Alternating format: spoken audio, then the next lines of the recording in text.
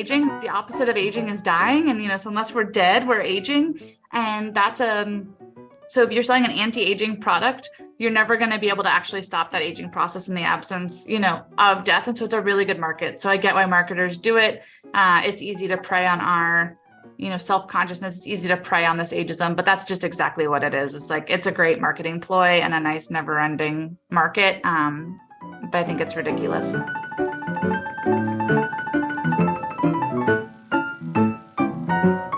Hello, and welcome to Not Born Yesterday, a podcast dedicated to older adults and the challenges and joys of aging. I'm Miriam Goodman. Not Born Yesterday is brought to you by Next Village SF, a local nonprofit providing older adults in the Northeast neighborhood of San Francisco with support to help age in place. I'm Lynn Winter-Gross.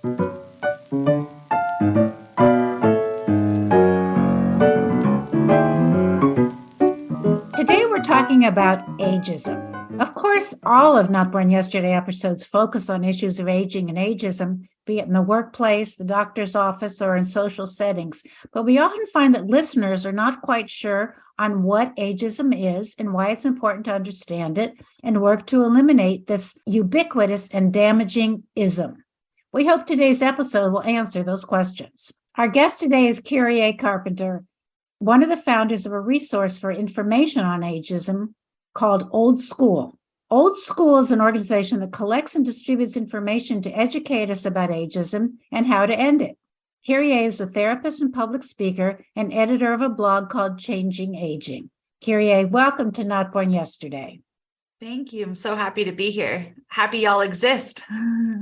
Kyrie, how do you define ageism? So the simplest way to define ageism or any sort of bias we have about age, and that can be related to ourselves or others. And I would say that's sort of how I think about it simply. I also really love the WHO's definition of ageism, which is referring to stereotypes, which they define as how we think, prejudice, how we feel, and discrimination, how we act towards others or ourselves on the basis of age. It seems the most dangerous aspect of ageism is that it's based on assumptions about what older adults are capable of and how we're seen, heard, hired, welcomed, or respected. Back in the early days of feminism, we often excused sexist comments as ignorance or culture rather than prejudice. Do you think the same thing applies to ageism, or is it blatant discrimination? Well, I think both are true, right? The same thing applies to ageism and it can be blatant discrimination.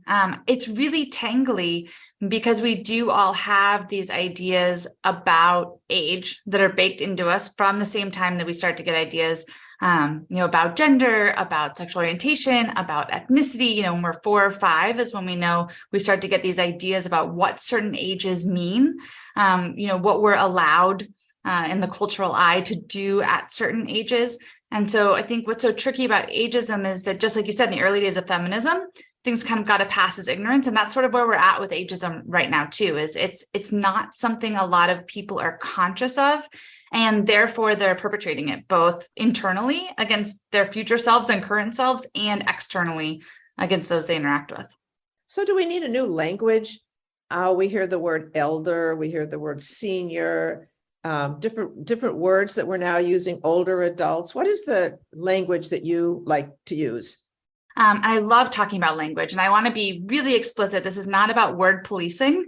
I don't think that that's ever really helpful. That just brings up shame of, I'm saying the wrong thing. And when we feel like we're wrong, then that actually stops our growth and learning, which is what we're trying to do. So I want to be really clear about that up front, that I'm not a fan ever of saying this is the right word and this is the wrong word, because I want to steer away from shame. I've also been in a lot of situations where people take a word and replace it with a new one, but they don't actually change the underlying meaning. So for example, a lot of folks will use the word elder as a term of respect for an older person. Well, that's great if you actually are changing your meaning to someone who, by virtue of experience has wisdom to share, and you are embodying it with that respect. But if you're just replacing the word elderly with elder, it doesn't do anything. So, for me, it's a lot about mindset and mind shifting, and it's for each person to really see what feels best for them. Often when we hear these terms, we talked about the senior and the elder, et cetera, I feel like we can make them into teachable moments and Mhm. explain to the speaker that she or he might have an unconscious bias. Mhm. But what happens when we use those terms ourselves? Like when we say, oh, I'm having a senior moment, or I'm too old for that, or this doesn't look good on me, I'm too old to wear this. Are we just perpetuating the stigma ourselves? Absolutely, and we're perpetuating it, and we're also internalizing those negative age biases. And we know, thanks to the amazing research of Becca Levy out of Yale, that when we do internalize and have negative perceptions of aging versus accurate, and I want that's really clear too, is like when we look at what's really true about aging. So let's take your senior moment example. The funny quip there is when we were in high school, we didn't call it a junior moment when we couldn't find our car keys, right? Why don't we just say, I forgot? Why is that so hard to say? Like, oops, give me a second to remember. Why do we have to make it about age? But yeah, we absolutely are reinforcing those stereotypes a lot of times unconsciously and unwittingly, but we know that that's really bad for our health. Yeah. So again, the research of Becca Levy shows that if we have accurate views about aging, we live 7.5 healthy years longer. We have reduced risk for cognitive change, specifically Alzheimer's, even those folks that are predisposed with the APOE gene marker for early onset. We see less instances. That it really goes on and on, that having less age bias and more accurate perceptions of aging is really good for our mental and physical health. And so things that seem really innocent, like sending a funny over-the-hill birthday card, calling it a senior moment, are ways that this bias sneaks in and can undermine, our better efforts. It seems it's also easy to stereotype older people who are in wheelchairs, using a cane, using a walker. How do we get around stereotyping those and thinking negatively about them and aging them more in our minds? Great question, Lynn. And I love that you're bringing up this intersection, which feels really up in the conversation right now. It's the intersection of ageism and ableism. Because we do have this idea that the people who use wheelchairs and walkers and canes are, whatever we define as old people, and that's bad to be. And that if we don't use those things, we can avoid being this bad old that the world sees. But really, there's people of all ages who use canes and wheelchairs and walkers. And so it's ableist to think that that anyone who uses those is of a certain age. And it's ageist to think that, only older people use them. So there's this really interesting intersection there. And I think there's a lot of things we can do to help dispel that. One is just thinking about it and recognizing that, there's a lot of people who need help with mobility, and they range in ages. And that also why is it so bad to need help with mobility? Why is it less stigmatized? I have a friend who in their mid 30s and needed support after having some foot issues. Why are they more comfortable using crutches or hiking sticks than a cane? Right? Like, why is this stigmatized? That's ageism, because cane signifies, older, not sick. And so it's really important to start to detangle these things and start to really look at them. We live in a culture that values youth and beauty and ableism. And the unspoken idea is it's terrible to grow old. So how do we change any of that stereotype or any of that feeling that aging is not a good thing? Yeah.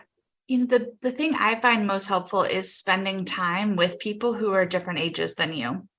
And this goes for no matter what stigma you're trying to detangle, spending time with somebody who is different than you is going to help you to detangle that and to see, so if we spend time with folks of different ages than us, we can see like, oh, you know what, that isn't as bad as the idea that I had about it. We can have those firsthand experiences. I want to ask about prejudice again and anti-aging products. We know that in advertising, so many of the creative people are younger, and think that those of us who are not younger need anti-aging products. What do you think about them? I have so many thoughts about that, but I'll try to keep it brief. We're all aging. The opposite of aging is dying. And, so unless we're dead, we're aging. And that's so if you're selling an anti-aging product, you're never going to be able to actually stop that aging process in the absence, of death. And so it's a really good market. So I get why marketers do it.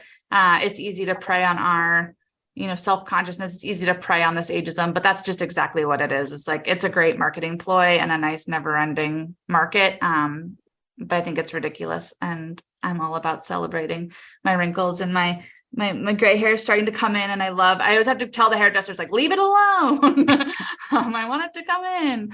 And no, I want to also just big disclaimer here, zero judgment on any person, particularly women who, do Botox and dye their hair, because the reality is we live in an ageist and sexist world where that is an economic necessity for a lot of people. I'm really lucky to be doing this work where it's actually, counterculture and helpful for me to be able, I have that privilege to not dye my hair if I don't want to, and to gild my wrinkles if I do. We know about age discrimination because it's become a legal issue. People are laid off from jobs because of their age, and even though the employer probably calls it something else. But it's a conscious bias, and it seems that there must be more than legal challenges to erase it. So first, we have to know, where's the resistance coming from? Is it from the employers not wanting to pay the older person because they're more expensive than the young person? Or is it really a feeling within the employer that older people just can't do the job? And it's a hard question to answer without being in each employer's mind, but I can tell you what I've seen broadly, right? So it's going to be different in every situation. And like all of this, it's messy and nuanced. So of course, there is age bias, both to your point, conscious and unconscious. So there's a lot of folks out there that still have explicit age bias. They say, I think, they have ideas about older or younger people that they will state, millennials are ruining everything. The boomers are keeping our jobs. Those are like conscious age biases that you hear in this conversation. So that's definitely at play. There's a lot of misinformation about mixed age workforces too. A lot of people are under the assumption that, that older workers do cost more and are less productive, and that younger workers are more innovative and are cheaper, and you can exploit them more for, low money for more time. Those are myths, and they don't bear out when you actually look at the real research. There's also this idea that there's only a certain number of jobs and that they're being hoarded by older workers, and that if they don't retire, it doesn't make room for the next cohort of people. And that is also a myth that doesn't hold out when you actually look at the science. It's similar arguments are used when women want to enter the workforce. Similar arguments are used around immigration. It just doesn't bear fruit when you actually look at the data. That isn't the way jobs work. There isn't a set number of jobs and a set dollars of salary. It's not the way it works. So I think there's a lot of misinformation out there around, also just how well mixed age teams work. Just like other diversity factors, the more diverse of a group you have, when there is equity in the decision making, the more dynamic of a team you're going to be able to have. So this isn't a pass, because it's up to all of us to do our own internal work and look at our own assumptions. But I think a lot of it is people still holding explicit biases about, prejudices about what they think older and younger workers are like and do. And honestly, they're probably just not even thinking about it, but like, oh, someone's older, they should retire. Oh, younger people will be cheaper. They just have these unexamined biases for the most part. And, in some cases, as we've seen in some lawsuits, which it's interesting that the ADA only protects folks over 40. I would love to see a law be put into place that you couldn't be discriminated against based on any age. Like, what's the difference between firing a 39 and 3/4-year-old and a 40-year-old? And I think that argument works, all the way down. I would love to see that age protected universally. I wanted to ask you to change the subject a little bit. Old school and the work that you've been doing with them, it's been around for a while now. Have you seen changes in how we talk about aging and ageism? Has it become more trendy now because baby boomers are getting older and calling attention to this? How have things changed since you started and old school started dealing with the issue of ageism? Yeah, so much has changed. It's really exciting.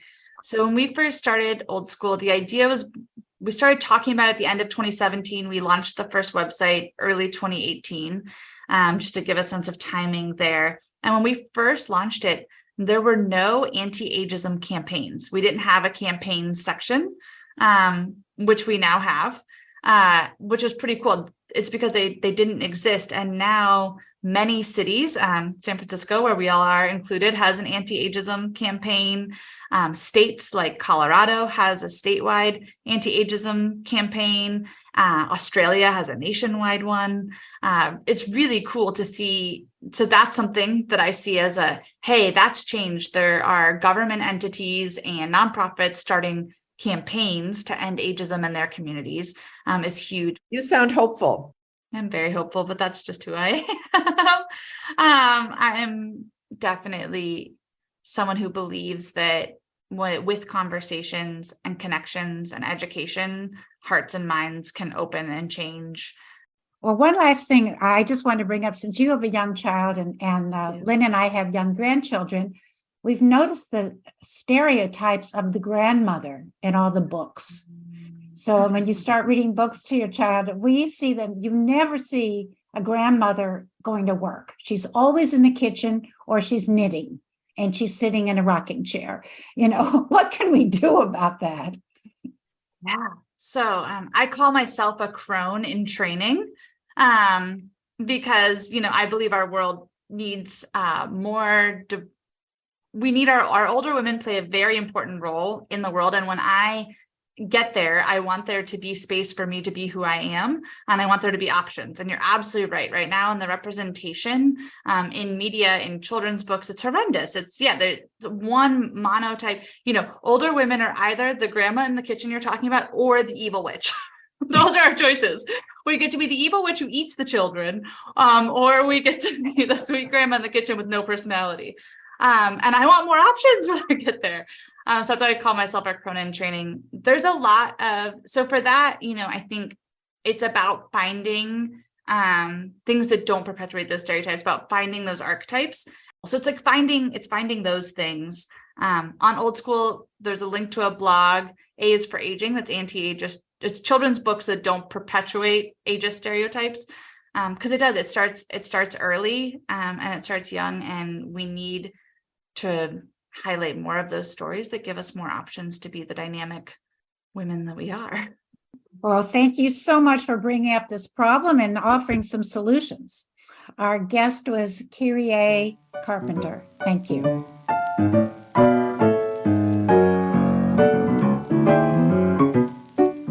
Today on News You Can Use, we want you to know about a concept called co-housing.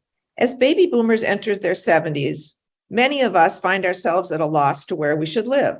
Maybe widowed or divorced, still a couple, but living far from family. Some of us are looking for living situations that are different from living alone in a large home, which may be expensive and difficult to maintain.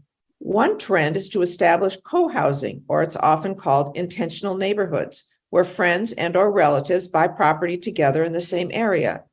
These complexes combine the benefits of privacy and community, whether they are in high-rises or one-story neighborhoods where accessibility is easy and comfortable. In co-housing, residents have private homes but share a lot of common space and resources. There's shared meals, shared open spaces, and a common house for gathering. People can roam freely outside, and everyone has a community that they can count on for friendship and support. The inspiration for co-housing comes from the roots of human society, the village, where community members share tasks, belongings, traditions, and celebrations. In modern times, this type of connection can be hard to find in neighborhoods that emphasize privacy and security rather than community. So co-housing is gaining popularity in the United States, providing an alternative to going it alone and helping people live more sustainable, socially supported lives. There are more than 160 co-housing communities nationally, with nearly that many in development.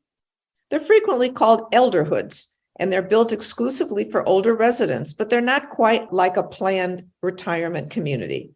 There are young families with children in many of these co-housing communities. According to the Co-Housing Association of the U.S., it's a collaborative housing in which residents actively participate in the design and operation of their own neighborhoods. The layouts encourage social contact as well as individual space. There's usually a common house as well, owned by everyone in the neighborhood, and cars are usually kept out. These are not developer-driven, but they usually originate with a strong sense of ownership where residents begin building relationships and design a locality that fits their needs. Residents discuss how they will deal with illness and death and how they'll collectively provide for each other over time. At one co-housing neighborhood, for example, the residents plan to rent out one of their units to a skilled nurse who will be on hand to provide care when needed. Experts say that the neighborliness and social activity that keep the residents active and independent are important. Residents rarely feel isolated, the problem for so many older Americans today. Whether or not this becomes the next trend in housing, it's clear that community is important as we age. Just as it takes a village to raise a family, it's important to have a village as we age.